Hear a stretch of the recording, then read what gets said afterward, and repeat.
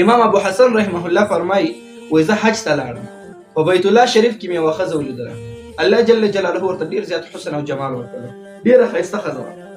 نو ما ځان سره وویل چې دا الله تعالی دومره حسن او جمال ورکړی په څېره باندې د غمونو څه اثر نشته کېدی شي په دې ښځه باندې په ټول عمر کې بیخي غم نه راغلی بیخي غم چاته کتلی نه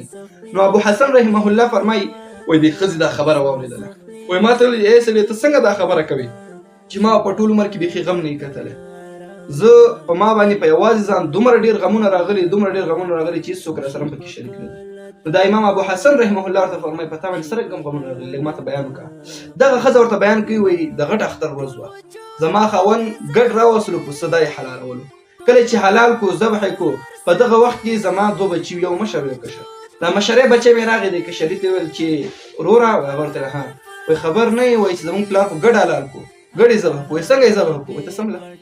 هغه یې سمله کشری ورور ای چې سمله چاړه یې راواغېستله خپل کشری ورور یې حلال کړو ځکه ماشومان وو هغې خو نه پوهېدل ای چې حلال کړو نو هغه ماشوم مړ شو او دغه مشری ورور وډار شو چې دا مې څومره غلط کار وکړو ما خو خپل ورور حلال کړو نو هغه وتښتېدل د کور نه او غر طرف ته لاړو کله چې لاړو نو پلار یې خبر شو چې او زما بچی حلال کړی او تښتېدلی دی نو دغه پلار یې د هغه په تلاش پسې ووتلو چې دا پیدا کړي دا خو ماشوم دی که چې دا چېرته ورک نه شي نو یو خوا او بل خوا ګرځېدلو هلته غره ته ورپسې لاړو چا ورته ویل چې هلته غره طرف ته تللی نو غره ته ورپسې لاړو هغلته په غره کې لیوان او زمریان اوسېدل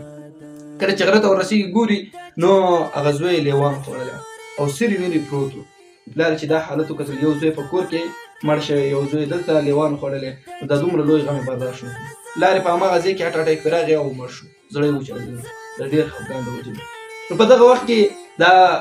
زنانه وایي دا په حج کې چې په دې بیت الله شریف کې چې ولاړه ده وایي ما سره په غېږ کې یو تیخوری ماشوم وایي دا ما په کور کې کېښودل او ډېر زنګ ډوب شو وایي ما چې دا ښځه دا خاوند او دا بچی مې څه شول ډېر وخت تېر کړو وایي زه ورپسې د کور نه وتم او د خپل بچی مې په کور کې کېښودل وایي چې زه ورپسې بیرون وتلم کتل مې وایي هغې مې پیدا کړل هغې مې د یو څو نفره ځان سره کړل کور ته مې راوستل وایي چې کور ته راځم ګورم اوړه کې د خاپوړې چې کوي بچی مې هغه د نغري خواته تللی هغلته په نغري باندې جوش اوبه ایښې وې هغې په ځان باندې راړولې دا بچی مې دلته وفات شو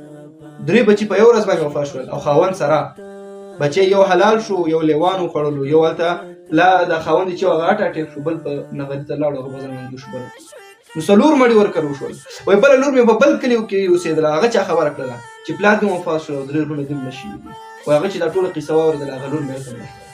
وایي د ډېر خفګان د وجې نه کله چې هغه مړه شوله وایي دغه 4-5 غمونه ما باندې په یو ځای باندې راغلل خو ما دا ټول غمونه په یوازې ځان باندې بل څوک راسره شریک نه دي دا ټول ما برداشت کړي دي نو دغه امام ابو حسن رحمه الله ورته دا دومره د خوشحالۍ په وخت کې چې د اختر ورځ وه او تا باندې دومره غټ غمونه راغله دا دې برداشت څنګه کړل هغه ورته ما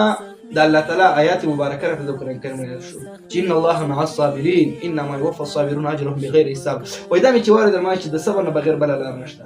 صبر مې وکړو تحمل مې وکړو او که بېصبري مې کړې هېڅ په لاس باندې نه راتلو او چې کوم ثوابونه الله تعالی ټاکلي هغه به ټول ختم شي او دا ټول مې په خپل ځان باندې په شریکه باندې مې په خپل ځان باندې تېر کړل امام ابو حسن رحمه الله فرمایي وایي دې ښځې راته دا خبرې وکړې او روانه شوه عزتمندو دا هغه مخکیني اسلاف دي زمونږ چې په ښځو کې هم دغسې نیکانې ښځې تېرې شوي او نن سبا زمونږ ښځې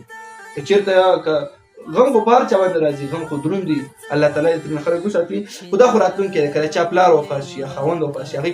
کومې نخرې کوي څومره د شریعت نه خلاف کارونه کوي څوک کالش کوي څوک ګریوانش کوي څوک ویښتش کوي څوک چغې وهي جړا صحیح ده نبی علیه الصلاة والسلام په خپل بچي باندې ابراهیم صاحب باندې جړا کړې ده نبی علیه الصلاة والسلام بچی چې کله وفات شو ابراهیم صاحب نو هغې په غېږ کې داسې نیولی او د مخ مبارک نه اوښکې روانې وې او ورته ویل چې ابراهیم ستا په غم باندې موږ ډېر زیات غمجن یو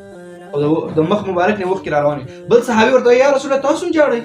ستاسو د سترګو نه اوښکې روانې دي نبي علیه الصلاة والسلام ورته وفرمیل لا یرحم الله من لا یرحم الناس څوک چې په چا باندې رحم نه کوي الله په هغه باندې رحم نه کوي دا خو د رحم اوښکې دي چې بس راتویږي دا خو زه هغه نه منع کوم چې څوک چغې وهي څوک کالش کوي په شریعت کې د هغې نه منع راغلې ده جړا صحیح ده 3 ورځې خفګان که هر څوک وفات شي که رور پلار خاوند وفات شي نو 3 ورځو نه زیات خفګان به نه شي او زموږ او ستاسو نن سباني خلک وګوره څومره